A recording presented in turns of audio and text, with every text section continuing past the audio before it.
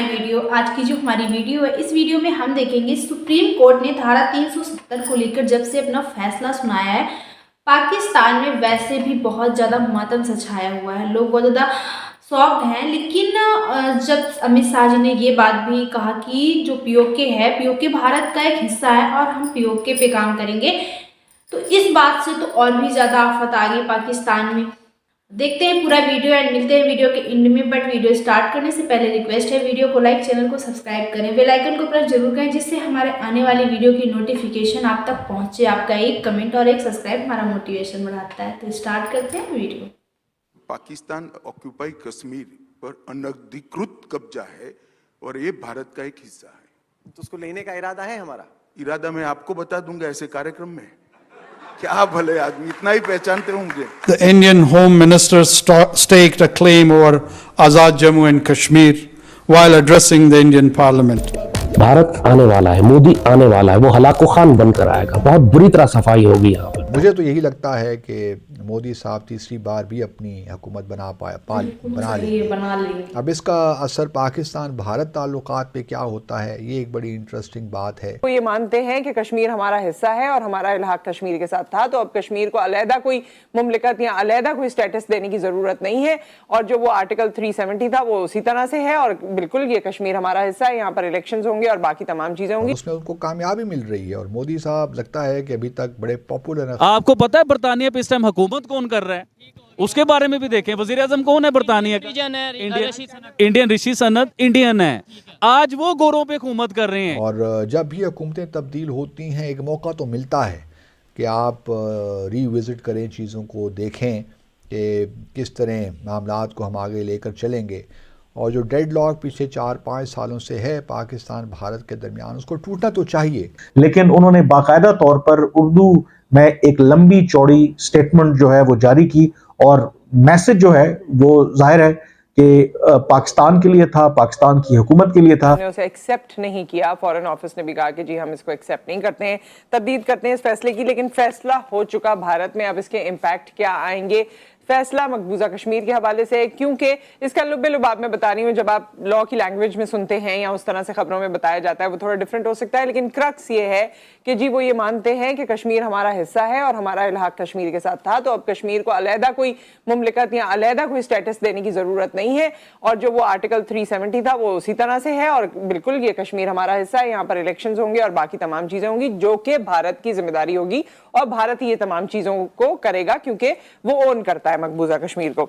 सो इस हवाले से हम बात करेंगे। इंडिया ने तो अब ये सोच लिया है, जाहिर है उनकी तरफ से, जिस तरह से पहले जब ये आर्टिकल का इनेकाद हुआ था उसी वक्त पता चल गया था कि जी उन्होंने अपनी मनमानी करनी है। अब वो किसको सुनते हैं या क्या करते हैं या इसमें क्या हो सकता है आगे।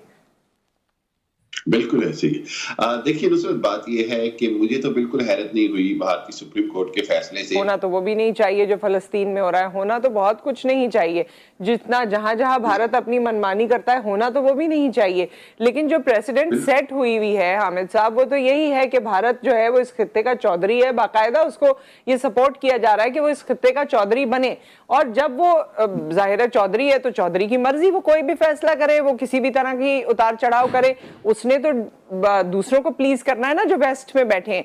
तो इसमें पाकिस्तान बिल्कुल सही है कि पाकिस्तान को आवाज उठानी चाहिए, फॉलो अप करना चाहिए। लेकिन अनफॉर्चुनेटली पाकिस्तान का भी प्रेसिडेंट यही सेट हुआ है कि हमारा कोई भी मसला है ना वो अटका ही हुआ है। हम उस पर ना कोई काम करते हैं, ना रिसर्च करते हैं, ना कोई हमारे पास न जाने क्या प्रॉब्लम है। लेकिन हमारा भी जो भी मसला है ना इंटरनेशनल कम्युनिटी में गया हुआ, वो वापस नहीं आया रिजॉल्व होके। और उसमें उनको कामयाबी मिल रही है और मोदी साहब लगता है कि अभी तक बड़े पॉपुलर हैं, ख़ास तौर पे हिंदी बेल्ट में। उसमें बहुत से अवामिल हैं।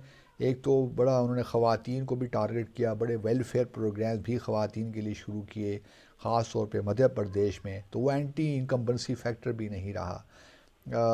तो बड़ा इंटरेस्टिंग इलेक्शन था। अब इसकी किस तरह इसका असर होता है लोकसभा के इलेक्शन में जो अगले साल होने जा रहे हैं।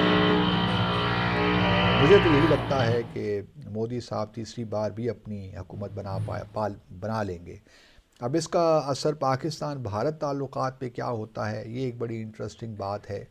और जब भी हुकूमतें तब्दील होती हैं, एक मौका तो मिलता है कि आप रीविज़िट करें, चीज़ों को देखें कि किस तरह मामलात को हम आगे लेकर चलेंगे। और जो डेडलॉक पिछले 4-5 सालों से है पाकिस्तान भारत के दरमियान, उसको टूटना तो चाहिए, लेकिन किस तरीके से टूटना चाहिए ये एक अहम सवाल है। मेरे अपने ख़्याल में इनफॉर्मल चैनल पे या बैक चैनल पे डिस्कशंस होनी चाहिए, मुज़ाकरात होने चाहिए, और इस बार हमें कोशिश यही करनी चाहिए कि जम्मू और कश्मीर के जो तनाज़ है उसको हम अप फ्रंट डिस्कस करें और रिज़ॉल्व करें। अगर हम उसी फॉर्मल स्ट्रक्चर डायलॉग में पड़ गए तो फिर हम मज़ीद अपनी जम्मू और कश्मीर की पोजीशन है उसको हम कमज़ोर करेंगे। पाकिस्तान में देखना है कि यहाँ कौन सी हुकूमत बनती है। देखिए अभी रिसेंटली जो आपकी बात शुरू होने से पहले मैं ये कहूँगा, आबिद भाई आज बड़ा एनर्जी में नजर आ रहे हैं, ऐसे लग रहा है जैसे अटैक कर रहे हैं किसी के ऊपर। आज थोड़ा सा फ्रेश हूँ मैं इसलिए। अच्छा आते हैं अपने मेन मुद्दे के ऊपर। देखिए शुएब भाई, अभी जो आपने खबर सुनाई कि हांगकांग दुनिया की एक पावर बना हुआ था, इकोनॉमी में भी, स्टॉक एक्सचेंज में भी, हर चीज में वो पावरफुल बना हुआ था। अभी इंडिया ने उसे बीट किया। अब इकोनॉमी में, उसमें स्टॉक एक्सचेंज में इंडिया ने हांगकांग को बीट करके उसकी जगह, उसकी सीट इंडिया ने संभाल ली। ये तो हो गया स्टॉक एक्सचेंज। अभी आए थोड़ा सा पीछे, जो हर बंदे ने खबर सुनी हुई लेकिन मेरे तरीके से किसी ने नहीं सुनी हुई। मैं आपको बताता हूँ बरतानिया के बारे में कि बरतानिया, देखिए इस टाइम किसी एक टाइम था कि बरतानिया में सुना जाता था, जिस पता चलता था, किताबों में पढ़ते हैं, हिस्ट्री में हम लोग पढ़ते हैं कि बरतानिया बड़े सगीर पाक हिंद पे जो इसने हुकूमत की, इसका कब्जा था, रूल किया इसने, पूरे बड़े सगीर के ऊपर इसने पावर दिखाई अपनी।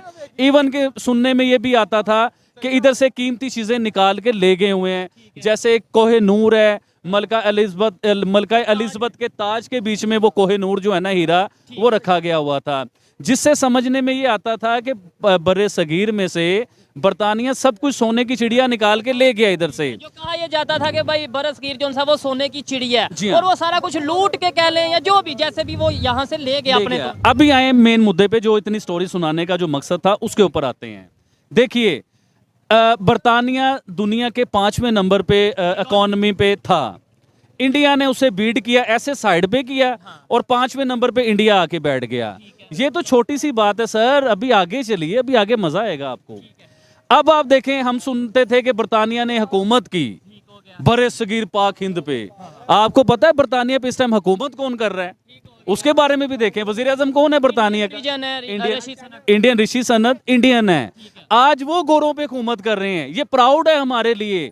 आप ये देखें कि जिसे हम कहते थे कि वो एशिया में से सब कुछ निकाल के ले गया, उससे बड़ी इकोनॉमी इंडिया की है भाई। तो फ्रेंड, ये थी आज की वीडियो। जिस तरह से जब से 377 धारा के जो सुप्रीम कोर्ट ने जो अपना फैसला सुनाया है, उसको लेकर ना काफ़ी जो जम्मू कश्मीर के लोग हैं या जो भारत के लोग हैं, उनमें एक खुशी, अलग ही खुशी है।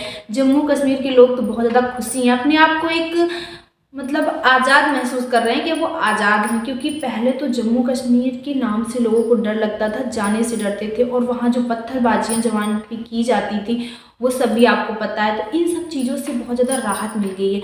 हाँ, वो बात अलग है। और एक ये चीज़ है ना कि पाकिस्तान में इन सब चीज़ों से बहुत ज़्यादा दिक्कत है, क्योंकि पाकिस्तान हमेशा जम्मू कश्मीर के नाम पर तो वोट लेता था, और ये सब चीज़ें उन्हें भी अब समझ नहीं आ रही कि करे तो करे क्या। और वैसे भी जब से मोदी जी की सरकार आई है ना, तब से पाकिस्तान की जो उनकी असली औकात समझ में आई, क्योंकि पाकिस्तान ने भारत को परेशान करने में कोई कसर नहीं छोड़ी है।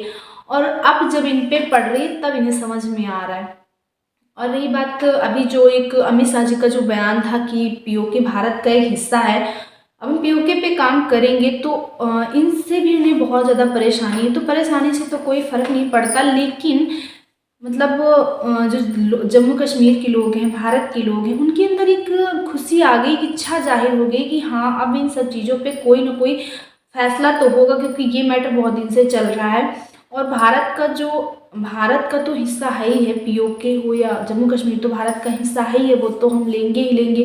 लेकिन अपनी जो कब लेंगे, कब होगा, क्या होगा, कैसे होगा, ये तो किसी को भी नहीं पता है। और ये सारी बातें तो खुले में कोई बयान भी नहीं कर सकता कि हम ऐसे करेंगे, वैसे करेंगे। अभी देखा आपने वीडियो में जिस तरह से अमित शाह जी से पूछा गया, तो उन्होंने कहा कि खुले ऐसे थोड़ी हम बता देंगे। तो बात सही है, कब होगा इस चीज़ का तो किसी को नहीं पता। आई होप सो आपको वीडियो अच्छी लगी होगी। अच्छी लगी हो तो अपनी ओपिनियन हमें कमेंट बॉक्स में ज़रूर शेयर करें। मिलते हैं नेक्स्ट रिएक्शन में अच्छे से टॉपिक के साथ। तब तक के लिए थैंक यू।